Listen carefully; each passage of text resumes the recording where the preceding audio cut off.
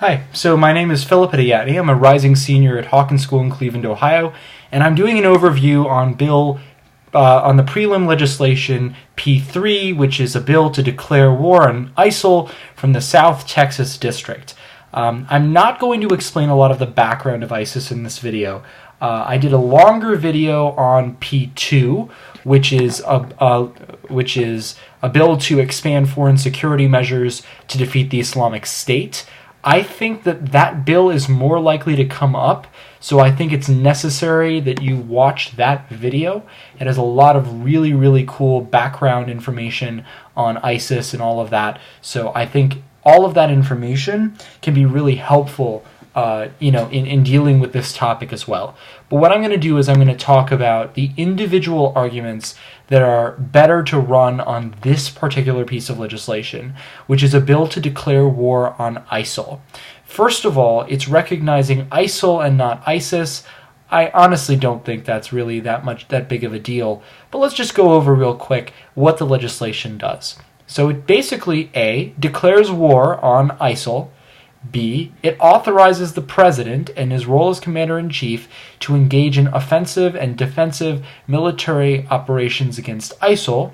And 3, or C, I don't know if I did letters or numbers, it also means that Congress shall provide funding necessary to carry out missions against ISIL. Funding for the war shall be reviewed each year by this Congress. Now, here's the thing about reviewed. There are many different definitions of reviewed, and the only reason why I actually care is because reviewed could mean just conducting a review, or it could mean removing it. I'm not quite sure. There's different definitions. I don't know what this legislation is authorizing.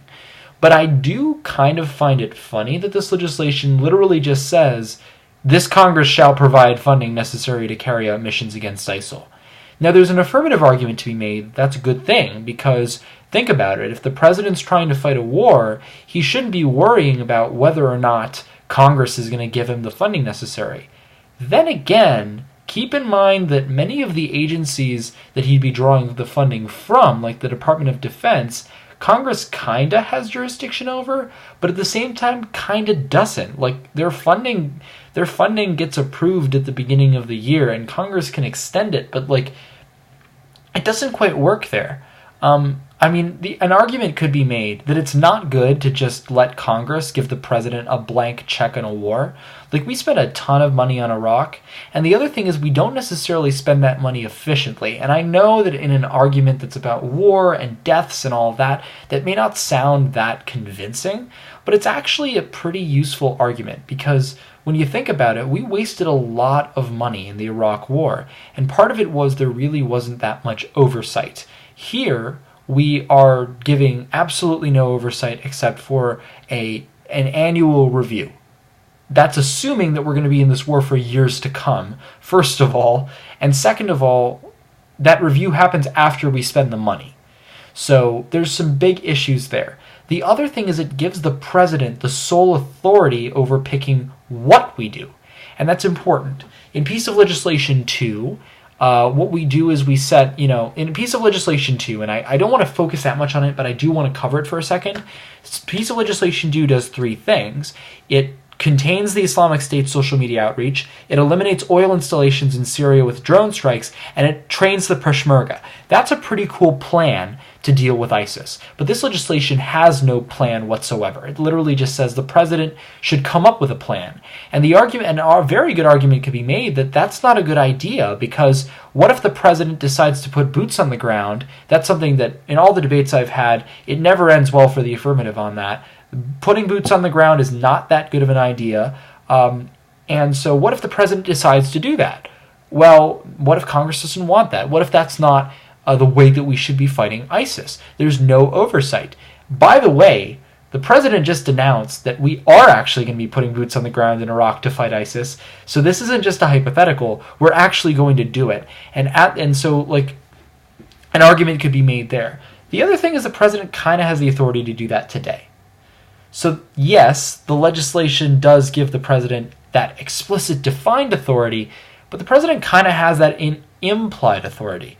I don't think this legislation's honestly going to come up that much, but here's the other thing about declaring war. A declaration of war is exactly that, a declaration of war.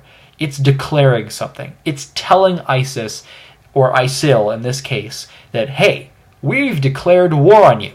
Now, this was an argument that I think was underappreciated in Emory Finals.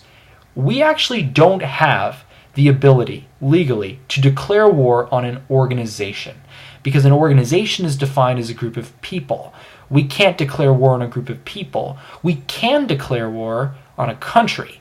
And so in the process of declaring war, we actually will recognize ISIL as a country. Now, this sounds kind of far out, but it is true. In the process, you provide them a whole lot of legitimacy, you recognize them as a country, and remember, what is ISIS trying to establish? They're trying to establish a country. So that probably isn't that good of a move.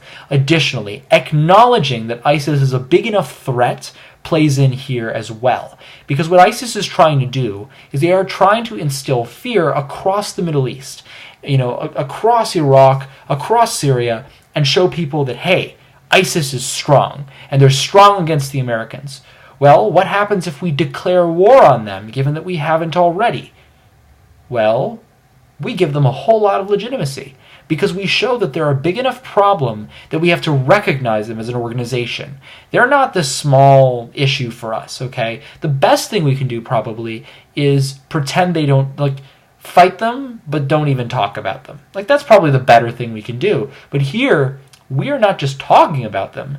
We are declaring war on them. We are all the way out. So that's something that's probably not the best thing to do. In terms of affirmatives, I think it's harder to go affirmative on this bill. I think you could argue that we need to declare the war for the purposes of there are some cases where declaring war leads to greater oversight. Certainly that's the case. But I don't really see that many opportunities on the affirmative because the declaration of war basically does nothing. You can argue that getting it out of congressional gridlock is a good idea. You can argue that giving the president that authority, defined, not implied, is a good idea. You can argue that that's going to push the war out in the open, but it's not really going to do that much beyond there. So I don't think this legislation is going to come up as much as legislation 2. I think it's harder to go affirmative than negative. So look for affirmative arguments. I think it's going to be harder to make them, or the ones that are made are not going to be as good. But that's the essential thing you need to know. This piece of legislation is just us going and taking a bullhorn and screaming at ISIS and saying, we think you're a threat, and we're going to go kill you now. It's not actually making substantive action to deal with ISIS across the Middle East.